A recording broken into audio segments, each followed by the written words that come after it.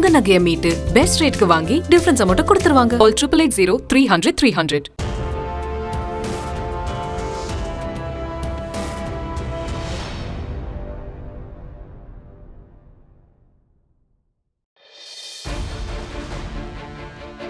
ஜல்லிக்கட்டு தடையை நீக்க கோரி மெரினாவில் தமிழினம் திரண்டது உலகையே திரும்பி பார்க்க வைத்தது. டிஜிட்டல் யுகத்தில் எவருமே அதுவரை பார்த்திடாத அளவுக்கு பிரம்மாண்ட நிகழ்வாக அமைந்தது அந்த போராட்டம். அதன் பின்னர் இந்தியாவில் நடந்த பல போராட்டங்களுக்கு தமிழ் மண்ணில் நடந்த ஜல்லிக்கட்டு போராட்டம்தான் துவக்கமாக இருந்தது.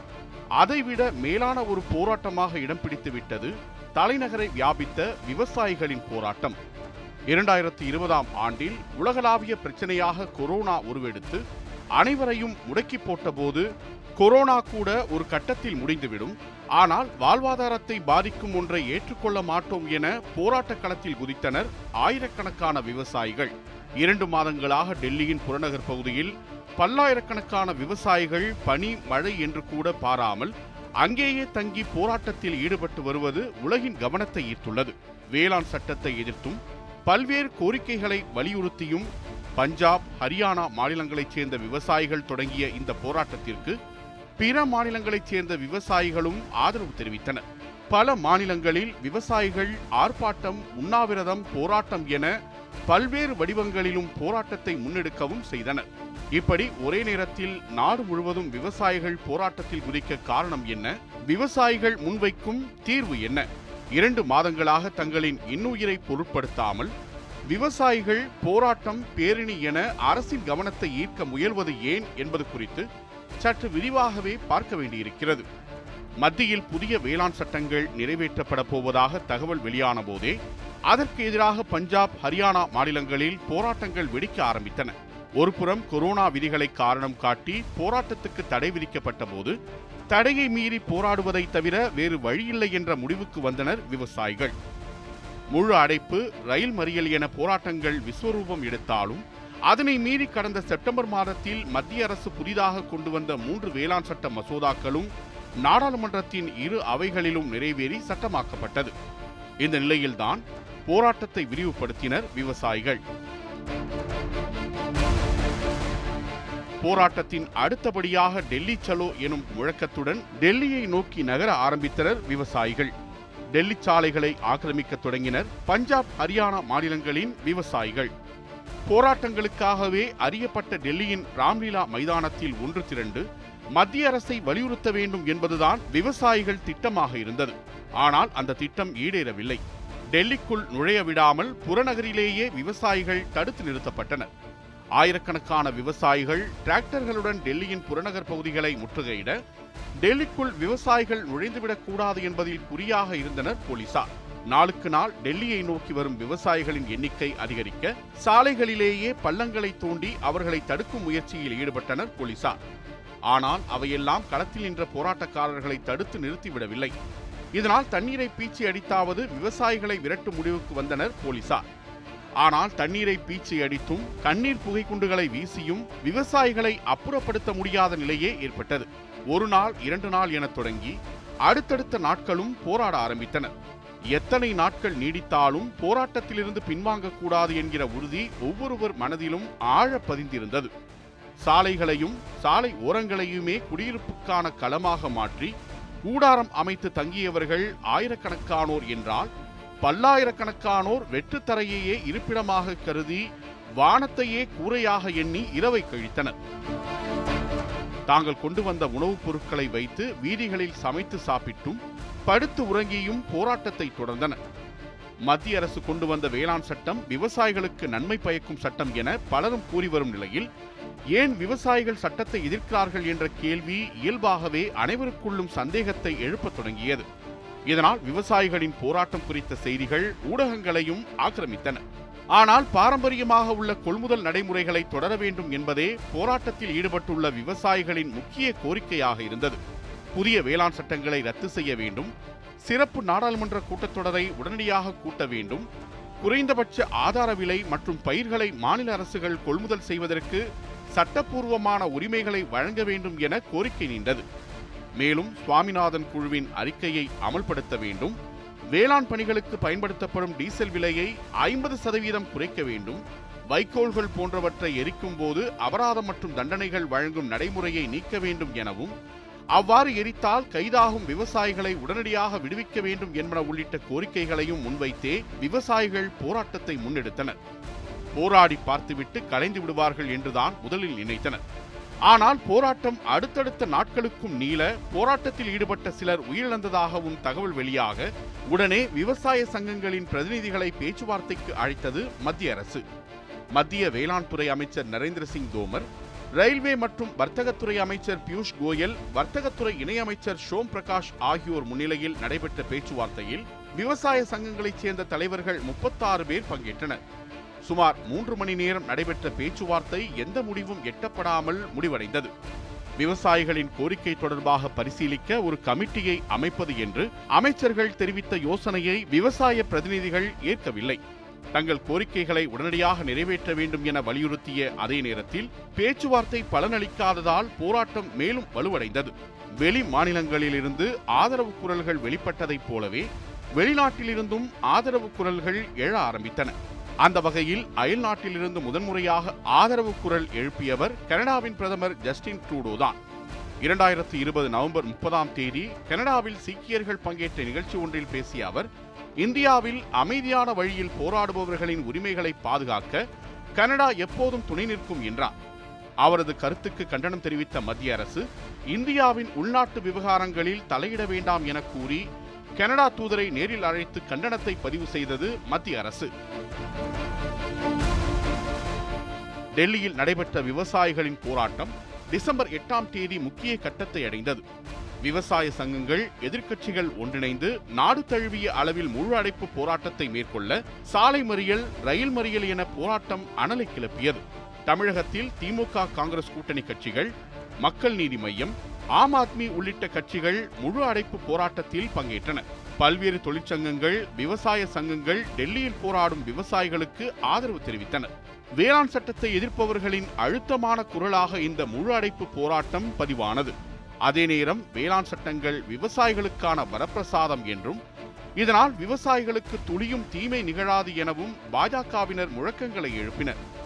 தமிழகத்தில் ஆளும் அரசு வேளாண் சட்டத்தை ஆதரிக்க எதிர்க்கட்சிகளோ எதிர்த்து போராட்டத்தில் இறங்கின. இரு கட்சி பாகுபாடின்றி கருத்து மோதலை உருவாக்கியது. வேளாண் சட்டம் என்றால் என்னவென்று தெரியாமல் ஸ்டாலின் கருத்து தெரிவிப்பதாக முதலமைச்சர் எடப்பாடி பழனிசாமியும், மக்கள் விரோத சட்டத்துக்கு அதிமுக துணை போவதாக மு.க. ஸ்டாலினும் விமர்சித்தனர். விவசாயிகளின் தன்னெழுச்சி போராட்டத்துடன் அரசியல் கட்சிகளும் இணைந்த பிறகுதான் உண்மையில் வேளாண் சட்டங்கள் குறித்த விவாதங்கள் பெரிய அளவில் பேசு பொருளானது.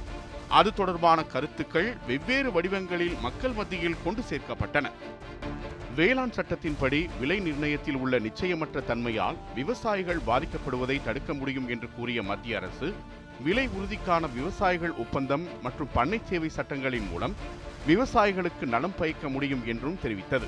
மேலும் ஒரு விவசாயி தனது நிலத்தில் விளைவிக்கப் போகும் உற்பத்தி பொருள் குறித்து பெரு நிறுவனங்களுடன் முதலிலேயே ஒப்பந்தம் செய்து கொள்ள வேண்டும் என்றும், பின்னர் விளைவித்த பொருளை ஏற்கனவே ஒப்பந்தத்தில் குறிப்பிட்டிருக்கும் விலைக்கு சம்பந்தப்பட்ட நிறுவனத்திடமே விற்றுக்கொள்ளலாம் எனவும் தெரிவித்தது. இதன் மூலம் சந்தையில் ஒரு விளைபொருளின் விலை கடும் சரிவை சந்தித்தால் கூட அதனால் விவசாயிக்கு நஷ்டம் ஏற்படாது என்றும், சந்தை பொருளாதாரத்திற்கு ஏற்ப விவசாயியின் வாழ்வாதாரம் ஊசலாடும் நிலை இந்த புதிய சட்டத்தின் மூலம் தவிர்க்கப்படும் எனவும் கூறப்பட்டது. தான் விளைவிக்கப் போகும் விளைபொருளுக்கான விலையை விவசாயி முன்கூட்டியே தீர்மானிப்பதால் ஒரு குறிப்பிட்ட வருமானம் தனக்கும் கிடைக்கும் என்பதை உறுதி செய்து கொண்டும் எந்தவித மன உளைச்சலுமின்றி விவசாய பணிகளில் ஈடுபடலாம் என்பதும் புதிய வேளாண் சட்டங்கள் இன்னொரு பசுமை புரட்சி என வாதிடுபவர்கள் எடுத்துரைக்கும் வாதம். விலை வீழ்ச்சி என்கிற அபாயத்திலிருந்து விவசாயி பாதுகாக்கப்படுகிறார், விளைபொருளுக்கான விலை உத்தரவாதம் விவசாயிக்கு கிடைத்து விடுகிறது என்று கூறுபவர்கள் பெரு நிறுவனங்களுடன் ஒப்பந்தம் தொடர்பாக பிரச்சனைகள் ஏற்பட்டால் சட்ட ரீதியான தீர்வுகள் கிடைப்பதற்கும் வழிவகை செய்யப்பட்டிருப்பதாகவும் எடுத்துரைக்கின்றனர். ஆனால் இந்த சட்டத்தை எதிர்க்கும் விவசாய சங்கங்கள் மற்றும் எதிர்க்கட்சிகளின் பார்வை வேறு விதமாக உள்ளது. பெரு நிறுவனங்களோடு போடப்படும் ஒப்பந்தங்கள் விவசாயிகளை அவர்களது சொந்த நிலத்திலேயே கூலிக்காரர்களாக்கும் என எச்சரிக்கின்றனர். சர்க்கரை ஆலைகளோடு ஒப்பந்தம் செய்து கொண்டு கரும்பு விவசாயிகள் படும் அவதியை அவர்கள் எடுத்துரைக்கின்றனர். கரும்பை கொள்முதல் செய்த ஆலைகள் விவசாயிகளுக்கு உரிய தொகையை உரிய நேரத்தில் செலுத்தாமல் அழைக்கழிப்பதால் விவசாயிகள் கடன் சுமையால் தற்கொலை செய்யும் நிலைக்கு தள்ளப்படுவதாகவும் வாதங்கள் வைக்கப்படுகின்றன. விவசாயிகளுக்கு தேவையான கடனுதவி உள்ளிட்ட வசதிகளை செய்து கொடுப்பதிலிருந்து மத்திய அரசு நழுவிக்கொள்ளும் சூழல் ஏற்படும் என்றும், அதனை பயன்படுத்தி விவசாயிகளோடு ஒப்பந்தம் போடும் பெருநிறுவனங்கள் தங்கள் ஆதிக்கத்தை முழுமையாக அவர்கள் மீது செலுத்த நேரிடும் என்றும் எச்சரிக்கின்றனர். புதிய வேளாண்மை சட்டங்களின் இரண்டாவது அம்சம் வேளாண்மை உற்பத்தி வர்த்தகம் மற்றும் வர்த்தக மேம்பாட்டு ஊக்குவிப்பு சட்டம். புதிய வேளாண் சட்டங்களை ஆதரிப்பவர்கள் இந்த சட்டத்தின் பயன்களை அதிகம் மேற்கோள் காட்டுகின்றனர். விவசாயிகள் தங்கள் விளைபொருட்களை விற்பனை செய்வதற்கு இருந்த கட்டுப்பாடுகள் தகர்த்தெறியப்பட்டுள்ளதாக பெருமிதத்துடன் தெரிவிக்கின்றனர். ஒரு விவசாயி தனது விளைபொருட்களை மாநிலம் தாண்டி இந்தியாவின் எந்த மூலையிலும் விற்பனை செய்யலாம், நாட்டின் எந்த பகுதியில் உள்ள வியாபாரிகளுடன் வர்த்தகம் செய்யலாம் என இந்த சட்டம் கூறுகிறது. அதிக லாபம் தரும் விலையை யார் தருகிறார்களோ அவர்களிடம் விளைபொருட்களை விற்று விவசாயிகள் அதிக வருவாய் ஈட்ட முடியும் என அதன் சிறப்பம்சங்கள் பட்டியலிடப்பட்டது. இதன் மூலம் இடைத்தரகர்களின் ஆதிக்கம் ஒழிந்து விவசாயிகளுக்கு கிடைக்க வேண்டிய லாபத்தை அவர்கள் தட்டி பறிப்பது தடுத்து நிறுத்தப்படும் என்றும் பெருமிதம் கொள்கின்றனர். ஆனால் வேளாண் சட்டங்களை எதிர்ப்பவர்கள் இந்த சட்டம் முழுக்க முழுக்க பெருமுதலாளிகளுக்கு ஆதரவான சட்டம் என்றும் விவசாயிகளுக்கு எதிரான சட்டம் என்றும் விமர்சிக்கின்றனர். அரசு நிர்ணயிக்கும் குறைந்தபட்ச ஆதார விலைக்கு கூடுதலான விலையை வியாபாரிகள் தர மறுக்கும் போது நேரடியாக அவர்களிடம் பேசிய அதிகபட்ச விலையை பெற முடியும் என அவர்கள் கேள்வி எழுப்புகின்றனர். வியாபாரிகளும் இடைத்தரகர்களும் விவசாயிகளின் விளைபொருட்களுக்கு உரிய விலை கொடுக்காமல் மிக குறைந்த விலையில் வாங்கி வருவதை தடுக்கவே மாநில அரசால் ஒழுங்குமுறை விற்பனை கூடம் உள்ளதை எதிர்க்கட்சிகள் சுட்டிக்காட்டின. ஒழுங்குமுறை விற்பனை கூடத்திற்கு விவசாயிகள் கொண்டு வரும் விளைபொருளுக்கு குறைந்தபட்ச ஆதார விலையை அரசே நிர்ணயிக்கும். அதன் பிறகு மறைமுக ஏல முறையில் வியாபாரிகள் விளைபொருட்களை ஏலம் எடுத்துச் செல்வது நடைமுறை. ஆனால் அரசு சாராத தனியார்கள் விளைபொருட்களை விட கூடுதல் விலை கொடுக்க தயங்குவதாலேயே அரசின் ஆதார விலையை அதிகரிக்க வலியுறுத்தி விவசாயிகள் அடிக்கடி போராட்டம் நடத்த வேண்டிய சூழலுக்கு தள்ளப்பட்டுள்ளனர். இந்நிலையில் விவசாயிகள் தனியாரிடம் நேரடியாக கூடுதல் விலைக்கு விற்பது எப்படி சாத்தியமாகும் என்றும் கேள்விக்கணைகள் எழுப்பப்படுகின்றன. சிறு குறு விவசாயிகள் தங்கள் விளைபொருட்களை வெளி மாவட்டத்துக்கோ அல்லது மாநிலங்களுக்கோ எடுத்துச் சென்று விற்பனை செய்வதில் உள்ள சிக்கல்களையும் அதற்காக செய்யும் செலவினங்களையும் எடுத்துரைக்கும் எதிர்க்கட்சியினர் இது பெருநிறுவனங்களுக்கும் பன்னாட்டு நிறுவனங்களுக்கும் சாதகமாக அமையும் என்கின்றனர். குறிப்பிட்ட மாநிலங்களில் அதிக அளவில் உற்பத்தியாகும் விளைபொருட்களை பெருநிறுவனங்களும் பன்னாட்டு கம்பெனிகளும் தெரிந்து கொண்டு விவசாயிகளிடமிருந்து மொத்தமாக குறைந்த விலைக்கு கொள்முதல் செய்வதற்கே புதிய சட்டம் வழிவகுக்கும் என்றும் விமர்சிக்கப்படுகிறது. புதிய வேளாண் சட்டங்களின் மூன்றாவது முக்கிய அம்சம் 1955ஆம் ஆண்டு உருவாக்கப்பட்ட அத்தியாவசிய பொருட்கள் சட்டத்தில் மாற்றங்கள் கொண்டு வந்தது. இந்த சட்ட திருத்த மசோதாவை 2020ஆம் ஆண்டு ஜூன் 5ஆம் தேதி பிறப்பிக்கப்பட்ட அவசர சட்டத்திற்கு மாற்றாக நுகர்வோர் விவகாரம், உணவு மற்றும் பொது விநியோகத்துறை இணையமைச்சர் தான்வே ராவ் சாஹிப் தாதாராவ் மக்களவையில் கடந்த ஆண்டு செப்டம்பர் 14ஆம் தேதி அறிமுகம் செய்தார். செப்டம்பர் 15ஆம் தேதி மக்களவையில் நிறைவேற்றப்பட்ட இந்த மசோதா பின்னர் மாநிலங்களவையிலும் நிறைவேறியது. இது தொடர்பாக பேசிய அமைச்சர், விவசாயிகளின் வருமானத்தை 2 மடங்காக உயர்த்தும் மத்திய அரசின் இலக்கை நிறைவேற்றுவதில் இந்த சட்ட திருத்தம் முக்கிய அங்கம் வகிக்கும் என்றார். இந்திய உணவுப் பொருட்கள் உற்பத்தியில் தன்னிறைவு அடையாத நிலையில் இருந்தபோது 1955ஆம் ஆண்டு அத்தியாவசிய பொருட்கள் சட்டம் உருவாக்கப்பட்டதாக தெரிவித்த அவர், ஆனால் தற்போது இந்தியாவில் உணவுப் பொருட்கள் உபரியாக உற்பத்தியாகி வரும் நிலையில் சட்டத்தில் மாற்றம் கொண்டு வர வேண்டியது அவசியம் என கூறினார். ஒரு பக்கம் விவசாயிகள் போராட்டம் தொடர்வதோடு அதன் பிரம்மாண்டமும் அதிகரிக்க, முன்பே கூறியது போல ஜல்லிக்கட்டு போராட்டம் போல வடக்கில் நடந்து வரும் விவசாயிகள் போராட்டமும் அடுத்தடுத்த கட்டங்களை அடைந்தது.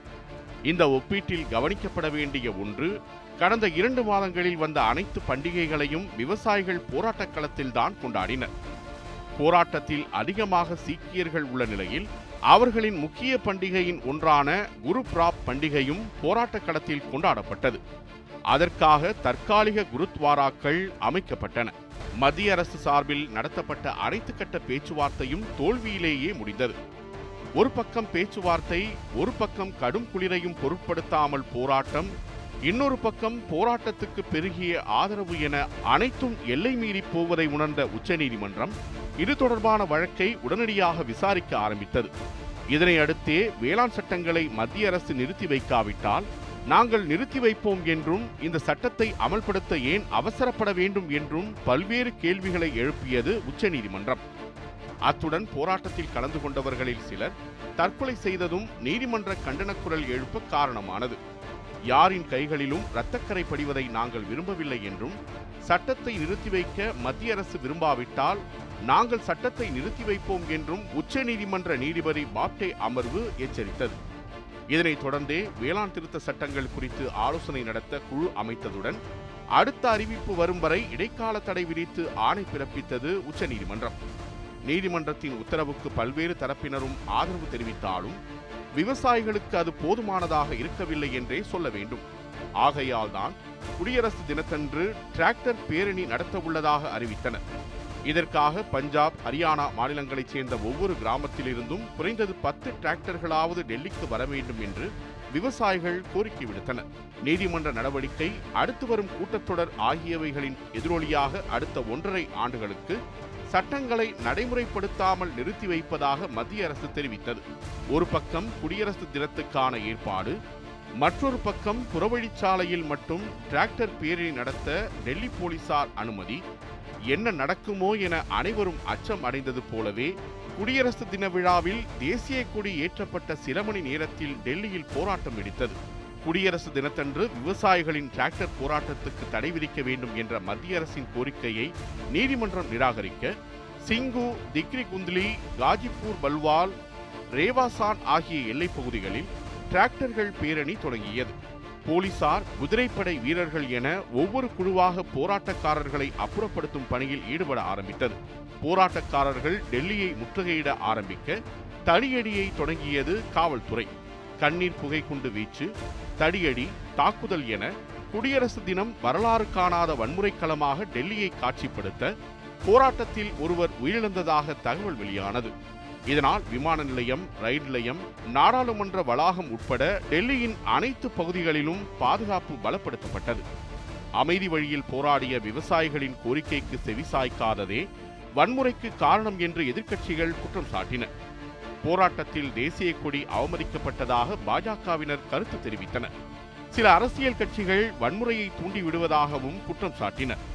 கடந்த காலங்களில் டெல்லி எத்தனையோ போராட்டங்களை கண்டிருக்கிறது. அண்மையில் ஜவஹர்லால் நேரு பல்கலைக்கழக மாணவர்கள் நடத்திய போராட்டம் மறக்க முடியாதது. ஆனால் விவசாயிகள் போராட்டம் அனைத்தையும் மிஞ்சிவிட்டது. தேசபக்தியுடன் தேசிய கொடி மட்டுமே ஏற்றப்படும் நாளாக இருந்த ஜனவரி 26 முதல் முறையாக விவசாயிகளின் வாழ்வாதாரம் குறித்த கேள்விக்கு விடை தேடும் நாளாக பதிவு செய்யப்பட்டுள்ளது. போராட்டம் தவறா சரியா என்பதையெல்லாம் கடந்து ஜனவரி 26 மீண்டும் ஒரு புரட்சி போராட்டத்தை ஞாபகப்படுத்தியிருக்கிறது. 2 மாதங்களாக டெல்லியின் புறநகர் பகுதியில் பல்லாயிரக்கணக்கான விவசாயிகள் பனி, மழை என்று கூட பாராமல் அங்கேயே தங்கி போராட்டத்தில் ஈடுபட்டு வருவது உலகின் கவனத்தை ஈர்த்த நிலையில் போராட்டம் உச்சக்கட்டத்தை எட்டியுள்ளது. வரலாற்றில் கண்டிராத வகையில் முதல் முறையாக குடியரசு தினத்தின் போது டெல்லியை முகாமிட்டு செங்கோட்டையை ஆக்கிரமித்து தங்களின் உணர்ச்சியை வெளிப்படுத்தி இருக்கின்றனர் விவசாயிகள். தடியடி, கண்ணீர் புகைக்குண்டு வீச்சு என குடியரசு நாள் ஒரு ஆக்ரோஷ பதிவாகவே வரலாற்றில் பொறிக்கப்பட்டது. நியூஸ் 7 தமிழ் தொலைக்காட்சியை டாக் TV, SCB, TCCL, VK digital, Aadhaar, Jack TV, Akshaya digital ஆகிய கேபிள் கனெக்ஷன்களிலும், Airtel, Tata sky, Sun Direct ஆகிய DTHகள் உட்பட அனைத்து முன்னணி கேபிள் கனெக்ஷன்களிலும் காணலாம்.